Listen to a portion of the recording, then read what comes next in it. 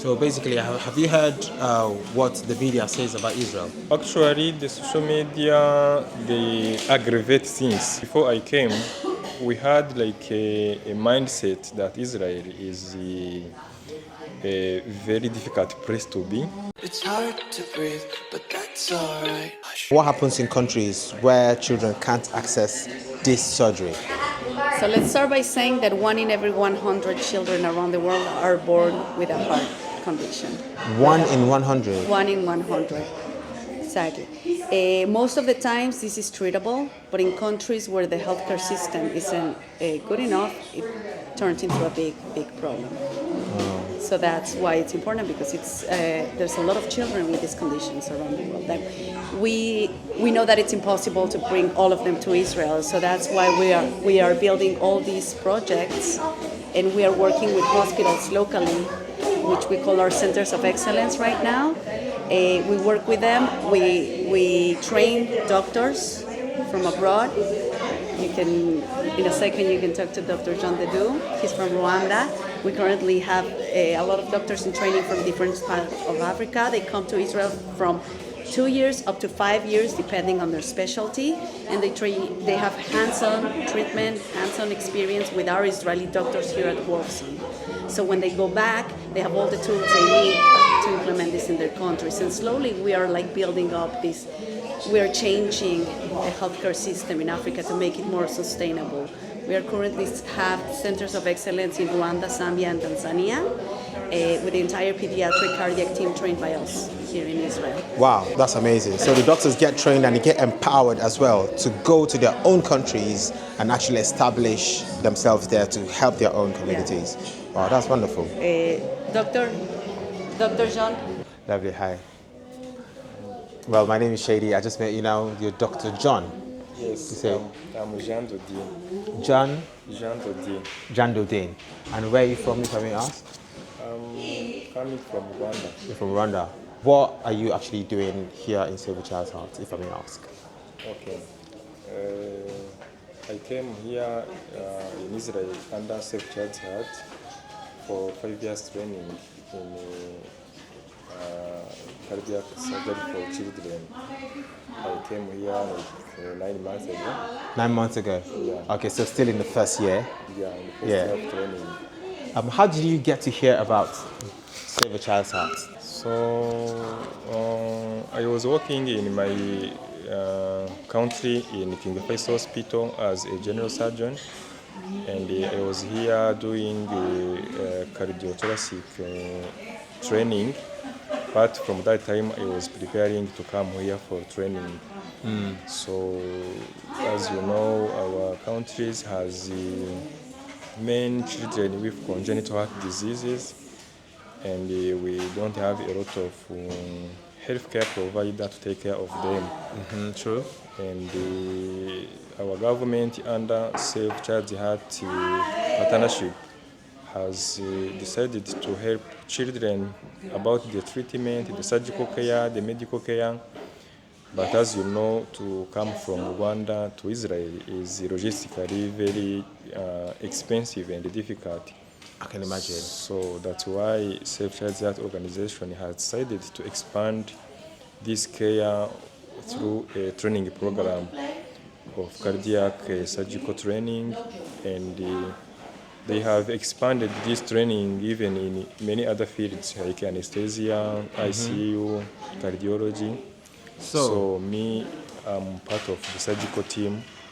We work together with those doctors to help our local children not coming from Rwanda to here, but we treat them locally. Yeah, because it's really tough, like you said, logistically coming through.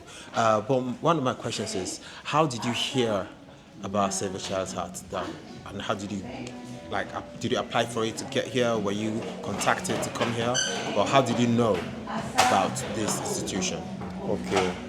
Before Save Child's Heart were coming in our country with the team from Israel to help our children. Okay. And because this organization has also trained other doctors from other countries like Ethiopia, like Zambia, those doctors came in Rwanda for medical assistance.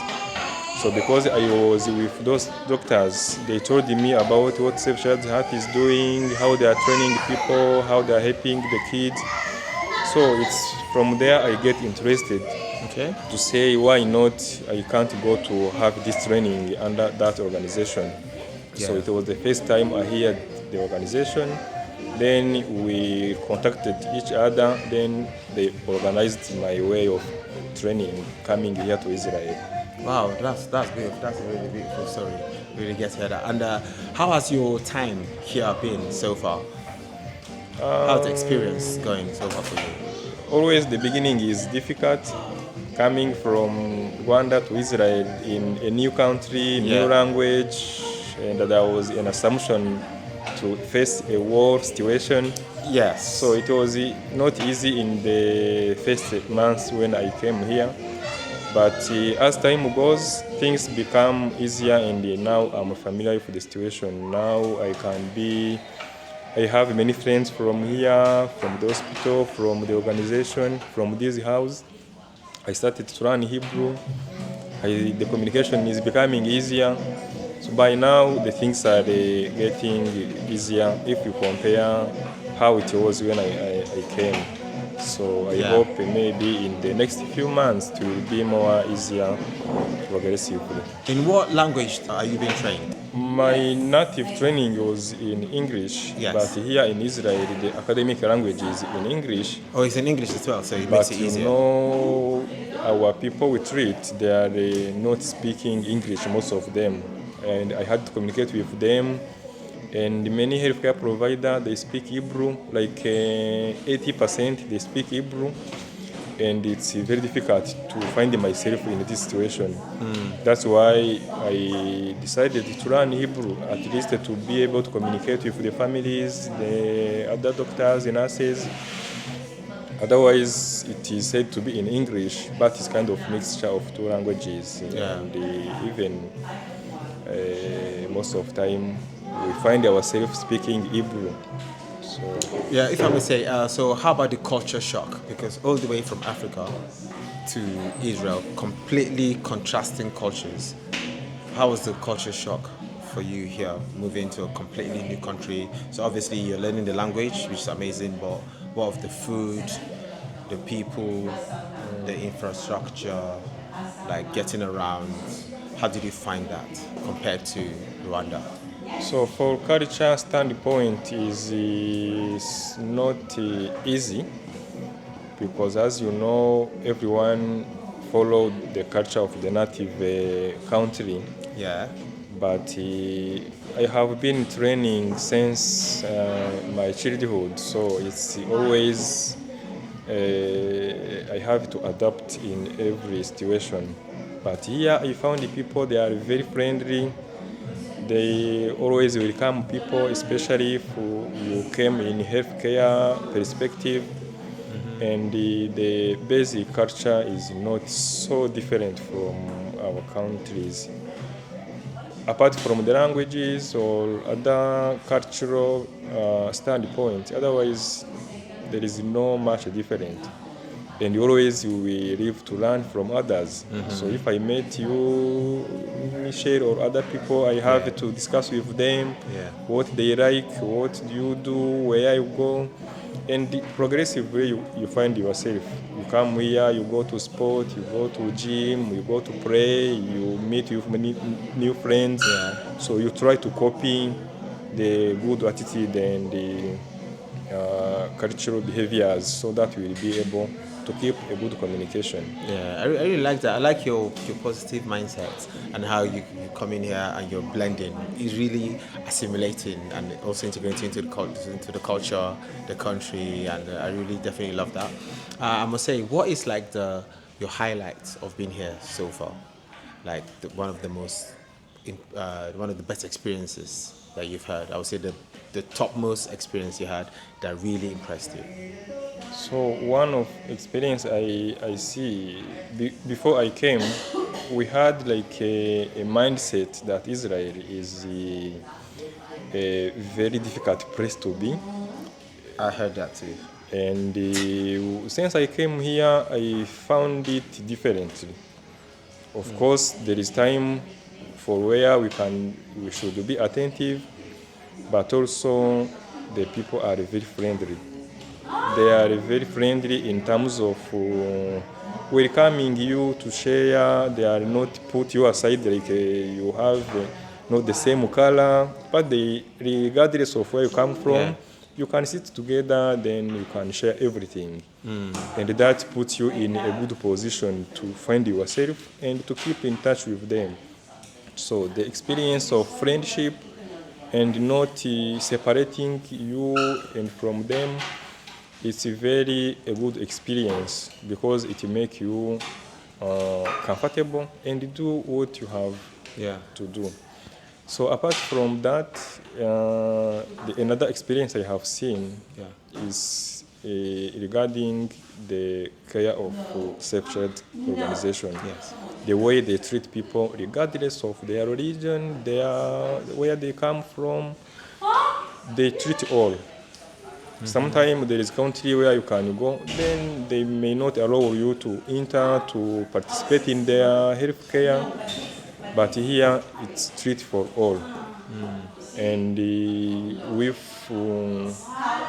of course, with the support from other people, but also the cost they use, it's very elevated, and they try to do it all regardless of where you come from. So basically, have you heard what the media says about Israel? So actually, the social media, they aggravate things, because if you hear people saying Israel, there is a war, how are you surviving in Israel? There is a war situation. They consider you like you are dead. So Yeah. I remember when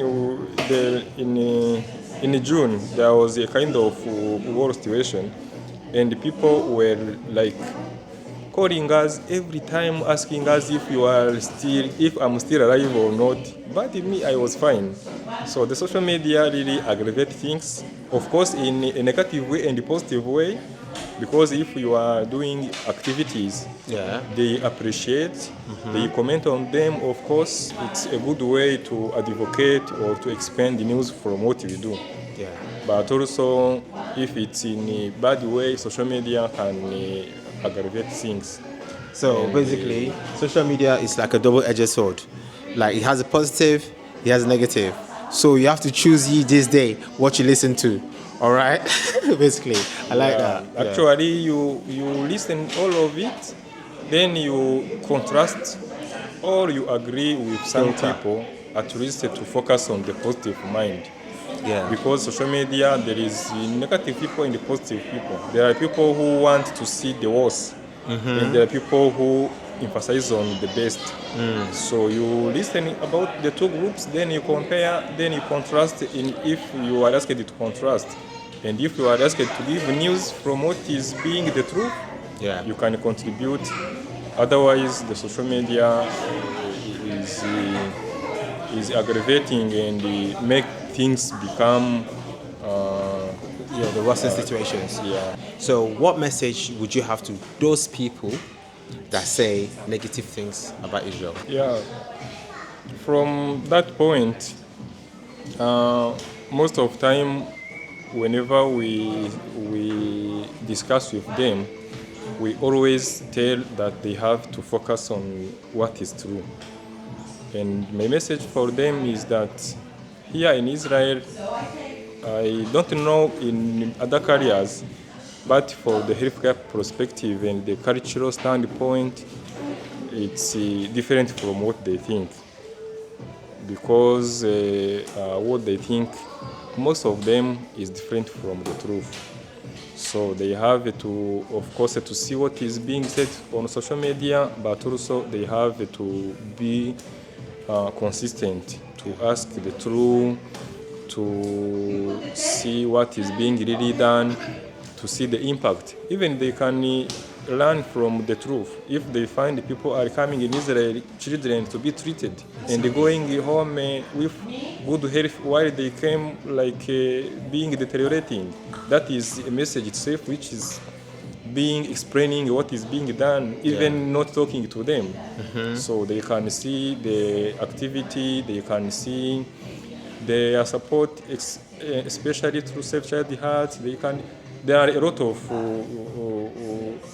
activities which can show them the truth without Yeah. even speaking to them. Yeah, lovely. I like that. I really appreciate that. Thank you so much for your time. You're very amazing. Like, you've answered a lot of questions that I've had, and I'm sure a lot of my viewers will be very, very happy with this. Yeah, this will be going online very soon. So thank you so very much. Really appreciate you. Okay, Brother. thank you. Bye. A man like doctor. Guys, this has been so amazing. So you know what you've heard on the news a lot of times. Like Dr. John said, it's important to listen to both sides. You hear them, but then you have to filter it out. All right, you have to know the truth. You have to seek out the facts. Like I myself did the same thing as well. I sought out the truth, but I'm here to speak to people on the streets, not just to reiterate the things I've learned, but I want you to hear the stories, the real, raw stories of people out here. And that's why we're here today, and I hope you have learned something. Next time, guys, before you say anything, do not be an echo chamber. Make sure you do your own research.